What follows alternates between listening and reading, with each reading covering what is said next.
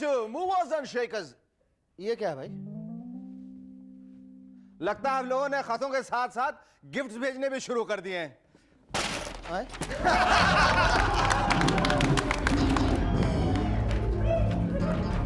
बिकता है नेता माटी के मोल, अगर सूटकेस नहीं है तो अपनी चेकबुक खोल। अरे यार ये तो पार्लियामेंट का पार्सल है, यहाँ किसने पैक करके भेज दिया भाई?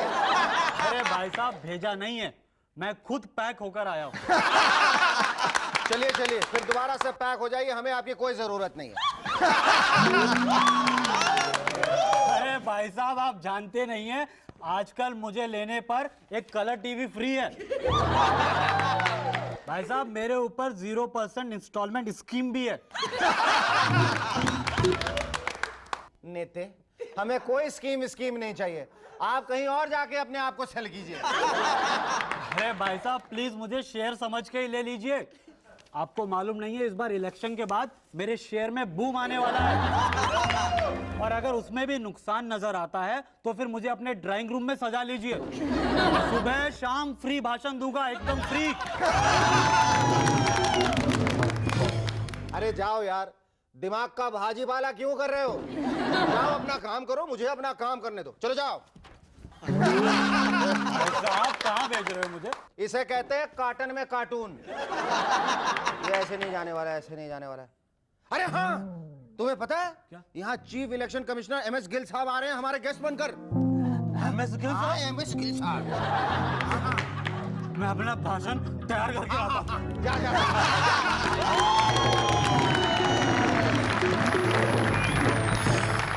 देखा गिल साहब के नाम से कैसा हिल लिया। अब मुझे पता है ये दोबारा कभी नहीं आएगा। खैर ये तो था मिस्टर इंडिपेंडेंट को यहाँ से 9-2-11 करने का formula. Anyway our guest tonight are music director Anand राजाना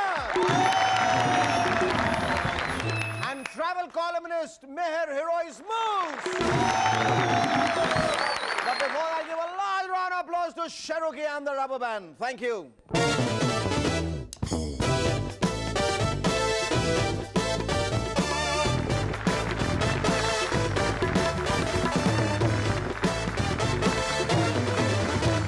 पिछले दिनों अनूप जलोटा साहब का पैर फ्रैक्चर हो गया। अरे रे ये तो बहुत बुरा हुआ। अब वो गाना कैसे गाएंगे? सेंट्रल रेलवेज ने मुंबई के पास पनवेल में 2 नए कंप्यूटराइज्ड काउंटर खोले। वैसे देखा जाए तो हमें इनकी जरूरत है नहीं, हमें तो चाहिए कि रिजर्वेशन काउंटर्स पर कॉन्ट्रासेप्टिव्स प्रोवाइड किए जाएं ताकि पॉपुलेशन कंट्रोल में आ जाए और रिजर्वेशन मिलने में आसानी हो। इंडिपेंडेंस डे की ईव पर प्रेसिडेंट साहब ने कहा be alert for surprise attacks. इसका नतीजा यह हुआ कि आजकल कई शहरों में लोग रात भर खिड़की से बाहर झांकते हैं कहीं कोई सरप्राइज अटैक ना हो जाए। और अटैक होता भी है जब पीछे से बीवी तमाचा मारती है। रात क्या खिड़की से बाहर झांकने के लिए होती है? किसको टाइम दिया था? पिछले दिनों नाग पंचमी पर WWF यानी वर्ल्ड वाइल्ड लाइफ फंड ने पब्लिक से अपील की कि वो सांपों को दूध न पिलाएं। उनकी बात भी सही है, क्योंकि आजकल ज्यादातर सांप डॉक्टर्स के क्लिनिक्स के आसपास पाए जाते हैं। लगातार अडल्टरेटेड दूध पीने से उनका डाइजेस्टिव सिस्टम बिल्कुल खराब हो गया। पिछले दिनों 13 अगस्त को ब्रिटेन के सभी लेफ्ट हैंडर्स यानी लेफ्टीज ने अपना नेशनल डे मनाया। यह खुशखबरी सीपीआई और सीपीएम वालों के लिए। उनके लेफ्टिस्ट सपोर्टर्स इंडिया में नहीं तो क्या, कम से कम ब्रिटेन में तो है। स्टेफी ग्राफ ने पिछले दिनों 22 ग्रैंड स्लैम्स जीतने के बाद टेनिस से रिटायरमेंट ले लिया। और लालू जी ने भी मन ही मन फैसला किया है कि जब तक 22 बार बेउर जेल नहीं जाऊंगा तब तक पॉलिटिक्स से रिटायरमेंट नहीं लूंगा, कह दे रहा। दुनिया की सबसे बूढ़ी मछली जिसकी उम्र 43 साल थी पिछले दिनों ब्रिटेन में चल बसी। सबसे बूढ़ी मछली? अरे भाई मछली बूढ़ी कहां होती है? आपने कभी देखा है कोई मछली झुककर चलने लगी हो, या उसके बाल सफेद हो गए हो, या फिर उसे मायोपिया हो गया हो? नहीं देखा ना, देखिएगा भी मत, क्योंकि ऐसा दिखाई भी नहीं देता है। अरे भाई बूढ़ी मछली होती नहीं है, इसलिए ये इंफॉर्मेशन ही गलत है। Next, sorry. गुजरात में सरसपुर के एक स्कूल में क्लास 8th के स्टूडेंट अपना नाम ठीक से नहीं लिख पाते। क्या करे बेचारे, पढ़ाई का प्रेशर इतना होता है ना कि नाम की स्पेलिंग भूल जाती है। इसी स्कूल में क्लास 10th के सभी स्टूडेंट्स पिछले 3 सालों से लगातार फेल होते आ रहे हैं। चलो अच्छा है, क्या है, इससे आपस में भाईचारा बना रहता है। कोहराम फिल्म के पोस्टर पे लिखा है कोहराम द एक्सप्लोजन। अरे मेहुल कुमार साहब, अगर कोहराम एक्सप्लोजन होता है तो फिर धमाका क्या होता है? खैर उन्हें मालूम नहीं होगा, अगर मालूम होता तो लिखते ही क्यों। वैसे बॉक्स ऑफिस रिपोर्ट के बाद हमने भी इस फिल्म की एक पब्लिसिटी लाइन सोची है, कोहराम द ठाए ठाए फुस फुस। सोनिया जी ने पिछले दिनों कहा, मेरे राइवल्स को मालूम नहीं कि मैं किस स्टफ की बनी हूं। वैसे मैडम, जहां तक हमारी जानकारी है, हम सब लोग हड्डी और मांस के बने। हो सकता है आप किसी और चीज से बनी हो, लगता तो नहीं हो तो पता नहीं। मुंबई एडमिनिस्ट्रेशन ने सिटीजन से अपील की है कि वो ब्लैक स्मोक यानी काला धुआं छोड़ने वाले व्हीकल्स के बारे में रिपोर्ट करें। अपील को काफी अच्छा रिस्पांस मिला है। अब तक बहुत सारे चाइनीज फूड के ठेले मुंबई एडमिनिस्ट्रेशन की गिरफ्त में आ चुके हैं।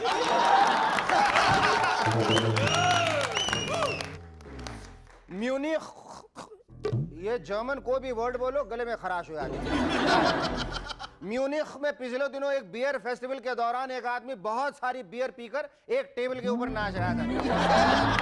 अचानक एक अनजान औरत ने उसका पैर काट लिया। लगता है बियर की खुशबू से मैडम हाई हो गई होंगी, उसके खाने की प्लेट नीचे गिर गई होगी और वो ढूंढते ढूंढते इस टेबल के पास आई होगी। अरे मेरा जो लेग पीस गिर गया था वो इस टेबल पर चढ़कर नाचने लगा है। मैं तुझे नहीं छोड़ूंगी तुमको।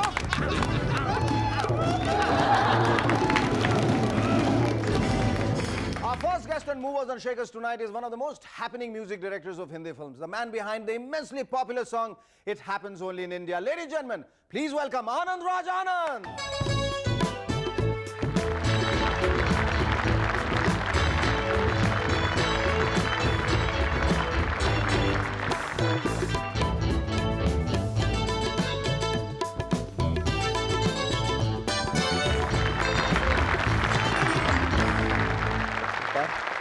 Thank you so much for coming on our show, Anand. Thank you very much. मेरे ख्याल से दुनिया में जहां इतना दुख ही दुख है, वहां तुम सबसे ज्यादा आनंदित पर्सन हो। आनंद ही आनंद, Anand Raj Anand, the happiest man. Correct. Tell me, according to Anand, what happens only in India, musically at least?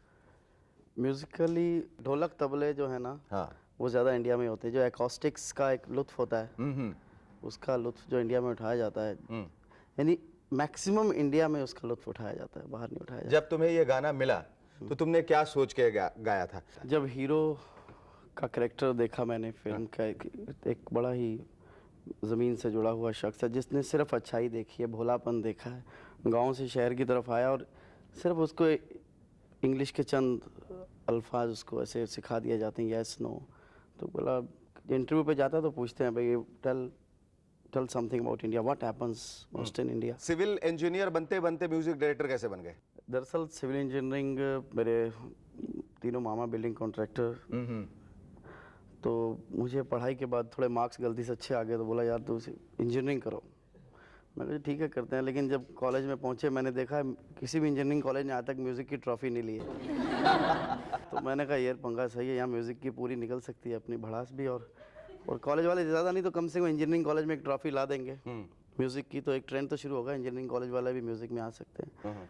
और मैं पहले साल तो मैं थोड़ा तबीयत से पढ़ाई में ध्यान दिया, फिर बाद में मैंने कुछ लड़के चुने, एक ग्रुप बनाया कॉलेज में। अच्छा। और फिर हम फर्स्ट प्राइज़ लेके आए सब कॉलेजेस को हटा के। कंपटीशन कितना है और तुम अपने आप को कहाँ उन सब के बीच में पाते हो? देखिए क्रिएटिविटी तो ऐसी बात नहीं, बहुत है, लेकिन पहले क्रिएटिविटी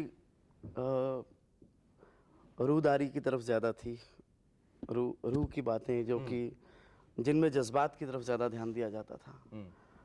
और अभी क्रिएटिविटी का बहुत सारा जो ध्यान है ना म्यूज़िक में, वो साउंड कॉन्सेप्ट्स की तरफ चला गया है, और वो आज की जनरेशन की डिमांड भी और है। कपड़ों की तरफ भी बहुत गया है। कपड़ों की तरफ तो मतलब तुम इकलौते हो म्यूजिक डायरेक्टर हो, सिंगर हो, जो मतलब जितना गानों पे ध्यान देते हो उतने कपड़ों पे देते हो, है ना? ये आपकी नज़र है और मेरा अपना ख्याल भी है कि मैं कपड़ों ये मेरी नजर है और तुम्हारा अंदाज है, जिसे लोग नजरअंदाज कर देते हैं। बिल्कुल सही बात है, अच्छी बात। लेकिन कभी तुमने ऐसा सोचा था ये जरिया अपना है कि इस मैं प्रोग्राम का टाइटल ये ना हो जाए मेरी नज़र तेरा अंदाज।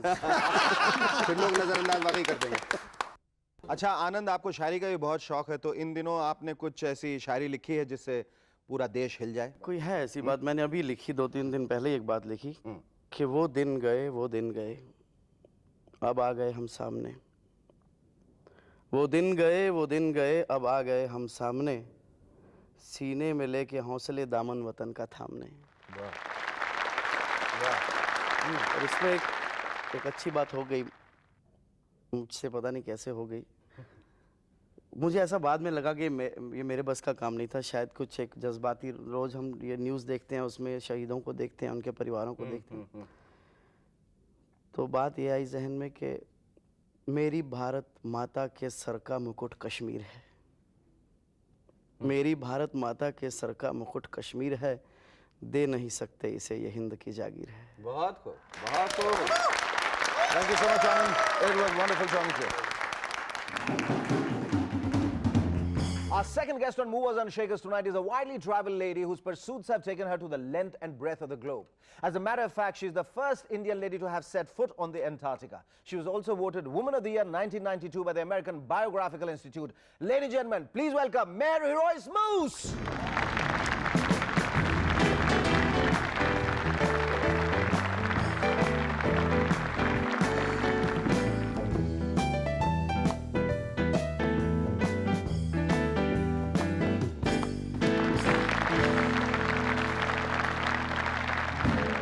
You know, Meher, let me compliment you. You know, for a woman who travels so much, you look gorgeous.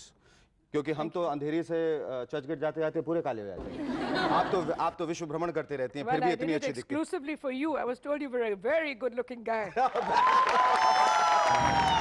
Thank you, Mary. Meher, you once made a statement saying that whatever on earth moves, you have eaten it. Now we are very wary of you because you know. Here we are dealing with everything which is called movers. You know? Today you're spared. Today everybody in this room is spared. I'm not that hungry. Good. We are so happy you had your meal and then came here. Well, the list of meat she has eaten is extensive. She has eaten flying bats, snails, frog legs, mule, monkey, porcupine, anteater, crocodile, ostrich, python, dragonfly, dried wasps and bees, for Christ's sake. बताइए ना फिर क्या-क्या चीजें आपने खाई और कहाँ-कहाँ, क्यों? मजबूरी में खाना पड़ा या शौक से खाया आपने? नहीं, मैंने शौक से खाया। शौक से खाया? That was the biggest thing, that when you eat anticipating that, then there is no problems, no qualms in the stomach, no oohs and ahs. I would go to people's homes. This was in Cameroon, in West Africa, and they took me to a restaurant where they served strange meat. And whilst they had very normal food, I asked for a python, and the man actually said, how many ounces steak do you want? Because it must have been coiled up somewhere. And then I laughed because all of them were more or less vegetarians. And I said, they probably have to get the water of Ganga Jal to wash out after they've had been in their house that night. Meher, what prompted you to travel so extensively? I think because I read a lot. You know, I'm sitting on a television show, and I feel horrible to confess that I'm not much of a television watcher. I still believe in the art of reading. I have a personal library at home. I enjoy spending hours and hours looking into my books, anthropology, mythology, English literature. And when you've read about your poets, you've read about history, you want to actually travel and see the places. When I traveled to see the graves of the poets I'd read about, their birthplaces. Then I went to see the actual battles that took place, the battles of the Persians in Thermopylae or in Salamis or wherever. It was just that I kept wanting to relive what I had read or what I had learned. Well, Antarctica was a completely different world. It's known as the seventh continent. It's a world of ice and snow. And I was very fortunate that Lars Erik Lindblad, the greatest explorer according to me, took me on his ship, the Lindblad Explorer, and I sailed from Cape Town to Cape Horn via the Antarctic continent. And when I stepped foot on the mainland of Antarctica, I had a little Air India Maharaja in one hand and the Indian national flag, and I had them both planted there, and I gave it to them, to the base commander of the Argentinian base. The Maharaja thing, because you are an air hostess Because with Air India. I'm- Okay, fine. We'll try that was wonderful. And how on earth did you run into pygmies and cannibals? out of choice again. I went into the middle of the various African Congo, Gabon, and Central African Republic, the Pygmy Belts. And I hitched a lift all night to get to the Ituri forest, which was right in the middle of nowhere. So from one point called Bujumbura, which is in Burundi, I hitchhiked and I went all the way there. And then I had pygmies following me everywhere. Little pygmies. I mean, you couldn't even imagine. You could just think of Phantom and the bow and arrow. Yes, Phantom, yes. And You the know, bow and when you arrow. talk about pygmies, you only think about Phantom. But what yeah. they loved is I had taken a lot of powder with me, talcum powder, and they loved splashing it on their face, and they loved putting lipstick on their faces. But and we became you must have been friends. a cannibal's delight. I mean, उन्होंने सोचा होगा आज इतनी गोरी गोरी चीज आई है इसको तो नहीं छोड़ेंगे आज बड़ा मजा आएगा. मैंने क्या सोचा आपने पूछा? नहीं. कि मैं क्या छोड़ूंगी इसका? But you're not scared? I mean, like when you... huh? Not scared of ऐसा नहीं था कि anybody रात or को anything. ऐसा नहीं कि रात को आंखें खोल के सोई हो इनका क्या ठिकाना है बिल्कुल अभी दोस्ती नहीं. लड़ा रहे रात को आके खा जाएंगे बिल्कुल नहीं. नहीं? कभी भी मेरे को इतनी भी फियर नहीं है. किस चीज के लिए नहीं, किसी चीज के लिए नहीं, कहाँ जगह पे लिए. Because I've had nothing but a lot of warmth, a lot of love, and a lot of appreciation because I've done my homework before I've gone there. I've known what they like. I've probably also been without fear and suspicion. It's only when you come with a suspicious heart that you evoke suspicion in other people. No, when you smile, the world smiles with you. But it's not definitely yeah, that's a very noble thought. आप इतनी जगह गई हैं बाहर हिंदुस्तान के इतने तरह के लोगों से मिले हैं इतने तरह के संस्कृति आपने देखी ट्रेडिशन देखी कल्चर देखी हिंदुस्तान में और हिंदुस्तान के लोगों में बाहर के लोगों में बेसिक फर्क क्या है कुछ फर्क नहीं है सिर्फ आपको एक ही चीज जाननी चाहिए अब हृदय की भाषा बोलेंगे तो सब ठीक हो जाएगा Thank you so much. That was wonderful. Thank you so much, Maria. Wonderful, wonderful talking to you. Thank you.